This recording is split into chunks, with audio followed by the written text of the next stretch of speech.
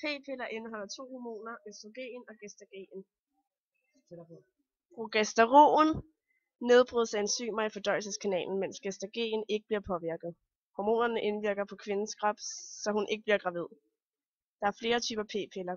Kombinationspillen, flerfasepillen, men i princippet har de samme virkninger. De skal forhindre ægløsningen. P-piller påvirker gennem deres høje koncentration af østrogen og progesteron i blodet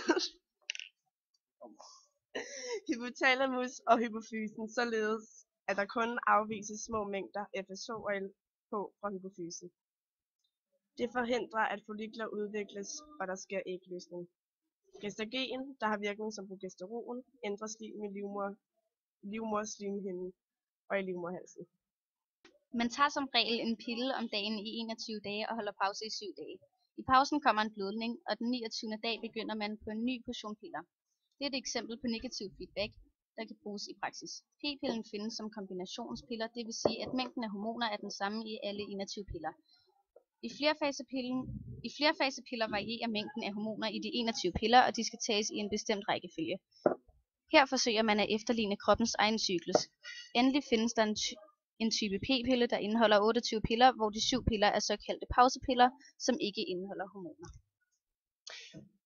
Der kan være bivirkninger forbundet med at tage p-piller, f.eks. kvalme, hovedpine, vægtstigning og depression. Nogle gange kan man undgå bivirkninger ved at skifte til et andet p-pillemærke.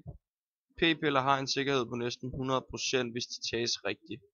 Går der mere end 36 timer fra den sidste p-pille er taget, kan man ikke længere regne med at være beskyttet mod graviditet.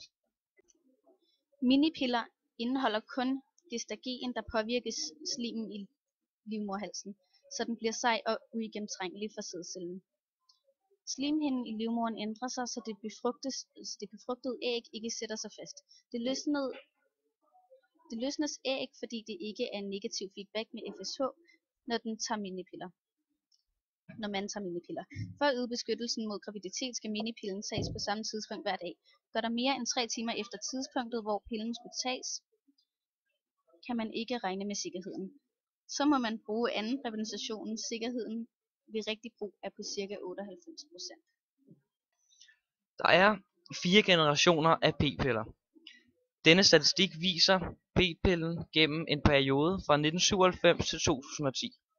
Det viser, at tredje generations p-pillen er der enormt mange, der bruger. Det viser også, at p-pillen er en af de mest udbredte præventionsmidler i Danmark. Denne artikel, der er skrevet af Netavis, kan man se, at 300.000 danske kvinder bruger p-pillen.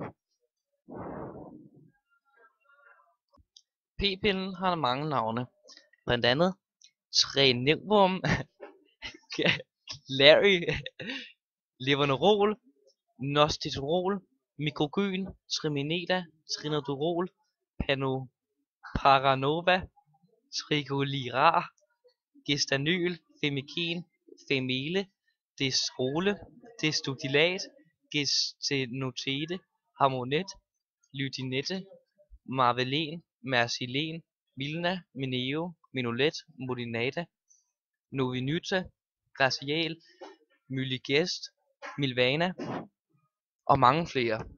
Alle sammen udtalt lidt forkert.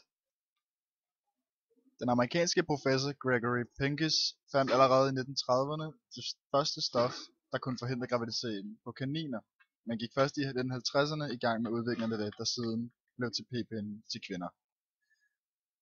Og i maj 1960 godkendte det amerikanske sundhedsministerium salget af en svangerskabsforebyggende pille, og i 1966 blev p-pillen frigivet i Danmark.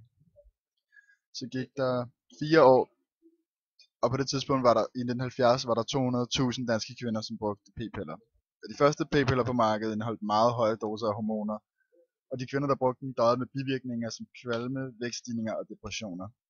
I dag er p-piller mindre skadelige, og i Danmark er der ca. 320.000 kvinder, der bruger p-pillen som prævention. P-pillen har haft stor betydning for seksualitet og seksualmoral i samfundet.